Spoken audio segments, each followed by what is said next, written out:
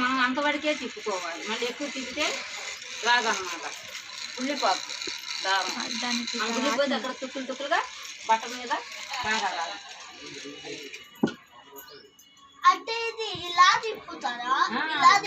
అలాగే తిప్పాలి, ఒక డైరెక్షన్ లో తిప్పాలి స్టార్టింగ్ నుంచి. ఇప్పుడు కలిసి స్టార్ట్ అయింది.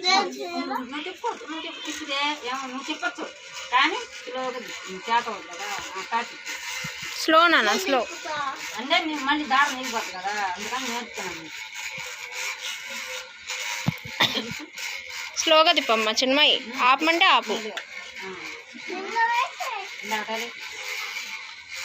నాన్న చేతి పెట్టకూడదు, కౌశల్ చేయి పెట్టకూడదు. మధ్య ఉంది అది గుచ్చుకుంటుంది అన్నమాట.